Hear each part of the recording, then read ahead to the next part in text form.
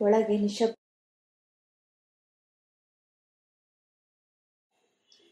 ನಿಶಬ್ದ. ಯಾರೋ ಟ್ರರ್ ಟಸ್ dress drug ಎಂದು ಮಳೆಗೆ ಶ್ರುತಿ ಹಿಡಿದ ಪ್ರಶ್ನೋತ್ತರ ಮಾಲಿಕೆಯಂತೆ ಗೊರಕೆ ಹೊಡೆಯುತ್ತಿದ್ದರು. ಮಳೆಯಿಂದ ನೆನೆದು ತಣ್ಣಗೆ ಹಿಮದಂತೆ ಕೊರೆಯುತ್ತಿದ್ದ ಹುಲ್ಲಿನ ಮೇಲೆ ಕಾಲಿಡುತ್ತಾ ಮನೆಯ ಹಿಂದಕ್ಕೆ ಬಂದೆ. ಸೀಬೆ ಗಿಡವನ್ನು ದಾಟಿ ಮುಂದಕ್ಕೆ ನೋಡುತ್ತೇವೆ. ಯಾವುದೋ ಗುರುತು ಪರಿಚಯವಿಲ್ಲದ ಕೆಂಪನೆಯ ಗಡವನಾಯಿ ನಿಂತಿದೆ. ಅಪ್ರತಿಭನಾಗಿ ನಿಂತಿದ್ದಕ್ಕೋ ಏನೋ ಕಿವಿಗೆ ಸಿಕ್ಕಿಸಿಕೊಂಡಿದ್ದ ಹಳದಿ ಪೆನ್ಸಿಲ್ ಬಿದ್ದು ಹೋಯಿತು. ಬಿದ್ದ ಪೆನ್ಸಿಲ್ ಎತ್ತಿಕೊಳ್ಳಲು ಬಗ್ಗಿದಾಗ ಆ ನಾಯಿ ಕಲ್ಲಿಗಾಗಿ ಬಗ್ಗಿದನೆಂದು ಭ್ರಮಿಸಿ ಕುಯ್ಯೋ ಮರ್ರೋ ಎಂದು ಕಿರುಚುತ್ತಾ ಕಾಂಪೌಂಡನ್ನು ಒಂದೇ ಏಟಿಗೆ ಹಾರಿ ನಾಗಲೋಟ ಹೂಡಿತು. ದರಿದ್ರ ನಾಯಿ. ನಮ್ಮ ಜಾತಿಯ ಆಲ್ಸೈನ್ಸ್ ಮಾಂಬಿ ಕರಿ ಕಂತ್ರಿ ಮರುಗಳನ್ನು ಹಾಕಿ ಚಿಕ್ಕ ಮಾವನ ಕೋಪಕ್ಕೆ ಪಾತ್ರವಾಗಲಿಕ್ಕೂ ಹಲವು ದಿನಗಳ ಹಿಂದೆ ನಮ್ಮಜ್ಜಿಯ ಮೆಚ್ಚಿನ ಪ್ಲಿಮತ್ ರಾಕ್ ಕೋಳಿ ಮಾಯವಾಗಲಿಕ್ಕೂ ಕಾರಣ ನನಗೆ ಆ ಕ್ಷಣ ತಿಳಿಯಿತು. ಸದ್ಯ ಆ ನಾಯಿ ಕೂಗಿಗೆ ಯಾರೂ ಹೇಳಲಿಲ್ಲ. ಶಿವಮೊಗ್ಗದಲ್ಲಿ ನಾಯಿಗಳ ಕತ್ತೆಗಳ ಕಹಳೆ ಕ್ಷಣಕ್ಕೊಂದರಂತೆ ಕೇಳಿ ಎಲ್ಲರಿಗೂ ಅದು ಸ್ವಾಭಾವಿಕವಾಗಿದೆ.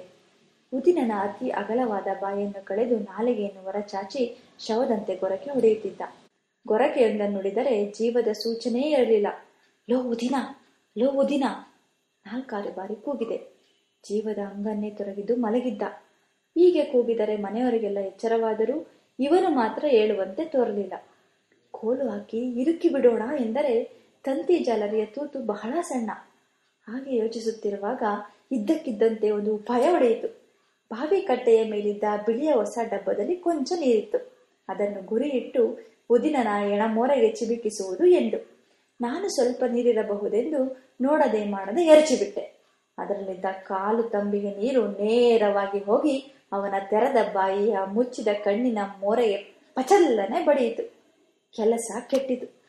ಯಾವುದು ಆಗಬಾರದೆಂದಿದ್ದೇನೋ ಅದೇ ಆಯಿತು. ಉದಿನ ಬೆಚ್ಚಿ ಹೌವಾರಿ ಓ ಎಂದು ಒದರುತ್ತಾ ಕೈಕಾಲು ಜಾಡಿಸಿ ಎದ್ದು ಕುಳಿತ.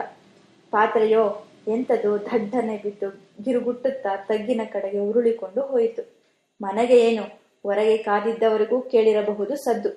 ನನಗೆ ಜಂಗಾಬಲವೇ ಹುಡುಗಿ ನಾನ್ ಕಣೋ ಉದಿನ, ಲೋ ಉದಿನ ಎಂದು ಕೂಗಿದೆ. ಯಾರು ಯಾರು ಎನ್ನುತ್ತಾ ಕಿಟಕಿಯ ಬಳಿ ಬಂದು ನೋಡುತ್ತಾನೆ ನಾನು. ಆದರೇನು, ಆಗುವ ಫಜೀತಿ ಹಾಗೆಯೇ ಹೋಯಿತು. ಬಚ್ಚಲೆದರು ಕೋಣೆಯಲ್ಲಿ ಮಲಗಿದ್ದ ನಮ್ಮಜ್ಜಿ ನಿದ್ದೆಯಿಂದೆದ್ದು ಲೋ ಏನೋ ಇದು ಉದಿನ ಎಂದು ಕೂಗಿದರು. ಉದಿನನಿಗೆ ಏನು ಹೇಳಬೇಕೆಂದು ಹೇಗೆ ತಿಳಿದೀತು? ಅಪರಾತ್ರಿಯಲ್ಲಿ ನಾನು ಬಂದು ಬಾಗಿಲು ತಟ್ಟಿದ್ದೇನೆಂದು ಹೇಗೆ ಹೇಳಿಯಾನು? ಬೆಕ್ಕು ಅನ್ನೋ ಎಂದೆ ನಾನು. ಏನೋ ಎಂದು ಕೇಳಿದ ಉದಿನ. ಬೆಕ್ಕು ಅನ್ನೋ, ಬೆಕ್ಕು ಬೆಕ್ಕು ಅನ್ನೋ. ಸೊಕ್ಕು ಕಂಡ್ರವ? ಸೊಕ್ಕಲ್ಲೋ ಬೆಕ್ಕು ಅನ್ನೋ. ಬೆಕ್ಕು ಕಂಡ್ರವ? ಎಂಥದದು ಬೆಕ್ಕು ಸೊಕ್ಕು? ನಮ್ಮಜ್ಜಿ ಮಲಗಿನಿಂದಲೇ ಕೂಗಿದರು. ಬೆಕ್ಕು ಕಂಡ್ರವ, ಸೊಕ್ಕಲ್ಲ. ಥತ್, ತೆಪ್ಪಗ ಬಿದ್ದುಕೊಳ್ಳ ಋಣಪಾತಕ. ಇದು 5 ನಿಮಿಷ ಕಣ್ಣು ಮುಚ್ಚೋ ಆಗಿಲ್ಲ. ದೈವ ಮೈಮೇಲೆ ಬಂದಂತೆ ದಡಬಡಾ ರಾಮ. ಗೊಣಗುತ್ತ ಅಜ್ಜಿ ನಿದ್ರೆಗೆ ಧುಮುಕಿದರೆಂದು ತೋರುತ್ತದೆ. ಮತ್ತೆ ಮೌನ ಎಲ್ಲಿಂದಲೂ ಕಳಚಿ ಬಿದ್ದಂತೆ ಕವಿಯಿತು. ಬಡ್ಡಿ ಮಗನೇ, ಹೇಗೋ ಮಲಗೋದು? ಕೂಗಿದ ಕೂಡಲೇ ಹೇಳೋದಿಕ್ಕೆ ಆಗಲ್ಲೇನು? ನಿನ್ನ ಕೈಗೆ ಮನೆ ನೋಡಿಕೊಳ್ಳಲಿಕ್ಕೆ ಕೊಟ್ರೆ ಪೂರಾ ಕಳ್ಳರ ಪಾಲು ಮಾಡ್ಬಿಡ್ತೀಗಷ್ಟೆ. ರಣಗೊರಕೆ ಹೊಡಿತಾ ಬಿದ್ದಿದ್ದಾನೆ. ಹೋಗ್ಲಿ, ಬಾಗಿಲು ತೆಗೆ, ಬೇಗ. ಉದಿನನಿಗೆ ಕಕಮಕ ಹಿಡಿದಿತ್ತು. ಏನೇನೂ ಅರ್ಥವಾಗುತ್ತಿಲ್ಲ. ನಿದ್ದೆ ಹೊಡೆಯಲಿಕ್ಕೂ ಒಂದು ವಿಧಾನವಿದೆಯೇ ಎಂದುಕೊಂಡು ಎಂದು ಆಕಳಿಸಿ ನಿದ್ದೆಯ ಮತ್ತಿನಲ್ಲಿ ಹಾಗೆ ತೂರಾಡುತ್ತಾ ಬಂದು ಬಾಗಿಲ ತೆರೆದ. ಆಗಲೂ ಸಾಕಷ್ಟು ಸದ್ದಾದರೂ ಮೊದಲಿನ ಗಲಿಬೆ ಇದಿರು ಇದು ಸೂರ್ಯನೆದರು ಚಂದ್ರನಂತೆ ಕ್ಷೀಣವಾಗಿತ್ತು. ಮೆಲ್ಲಗೆ ಅಡುಗೆ ಮನೆ ಬಾಗಿಲು ದೂಡಿ ಒಳ ಹೊಕ್ಕೆ. ಉದಿನ ನಿದ್ದೆ ತಡೆಯಲಾರದೆ ಮತ್ತೆ ಹೋಗಿ ಮಲಗಿದ್ದ. ಕಿಟಕಿಯಿಂದ ಬೀದಿ ದೀಪ ಪಕ್ಕನೆ ಹತ್ತಿಕೊಂಡಿದ್ದು ಗೊತ್ತಾಯ್ತು. ಅದರ ಬೆಳಕೆ ಸಾಕಷ್ಟು ಅಡುಗೆ ಮನೆಯೊಳಗೆ ಬರುತ್ತಿದ್ದರಿಂದ ದೀಪ ಹತ್ತಿಸಲಿಲ್ಲ. ಗೂಡಿನಲ್ಲಿಟ್ಟಿದ್ದ ಹಾಲು ಪಾತ್ರೆ ಕಣ್ಣಿಗೆ ಬೀಳುತ್ತಿದ್ದಂತೆಯೇ ಬುಗ್ಗನೆ ಒಂದು ಸಮಸ್ಯೆ ತಲೆಯಲ್ಲಿ ಎದ್ದಿತು. ಯಾವುದರಲ್ಲಿ ಕಾಫಿ ಒಯ್ಯುವುದು ಎಂದು. ಮನೆಯಿಂದ ಯಾವುದಾದರೂ ಪಾತ್ರೆ ಒಯ್ದರೆ ಮತ್ತೆ ನಾಳೆ ರಾತ್ರಿ ಯಥಾ ಪ್ರಕಾರ ಕದ್ದೆ ತಂದಿಡಬೇಕು. ಬೆಳಿಗ್ಗೆ ತಂದರೆ ಯಾರಾದರೂ ಕೇಳುತ್ತಾರೆ. ಎಲ್ಲಿಗೆ, ಯಾವಾಗ ತೆಗೆದುಕೊಂಡು ಹೋಗಿದ್ದೆ ಎಂದು. ಎಲ್ಲ ಬಯಲಾಗುತ್ತದೆ. ಎಂತ ಗಾಮಡ್ಗಳಪ್ಪ, ಒಂದು ಪಾತ್ರೆ ಏನಾದರೂ ತಂದಿದ್ದರೆ ಹಾಸ್ಟೆಲ್ನಿಂದ ಎಂದುಕೊಂಡೆ. ಈ ಸಮಸ್ಯೆಗೆ ಇನ್ನೂ ಪರಿಹಾರ ಯೋಚಿಸುತ್ತಿರುವಾಗಲೇ ಹಠಾತ್ತನೆ ಎದೆ ನಡುಗಿತು. ರಕ್ತನಾಳಗಳಲ್ಲಿ ರಕ್ತ ಜೋರಿನಿಂದ ಹರಿಯಿತು. ಭಯ ನಡುಕದ ಅಲೆಗಾಗಿ ಭಾಷಾಂತರಗೊಂಡು ದೇಹಾದ್ಯಂತ ವ್ಯಾಪಿಸಿದವು.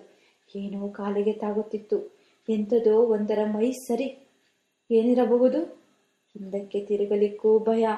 ನಮ್ಮಜ್ಜಿ ಕೈಲಿ ಹರಕೆಯನ್ನು ತಿಂದು ತಿಂದು ಕೊಬ್ಬಿದ ಪಂಚೋಳಿ ಪಿಚಾಚಿಯಾಗಿದ್ದರೆ?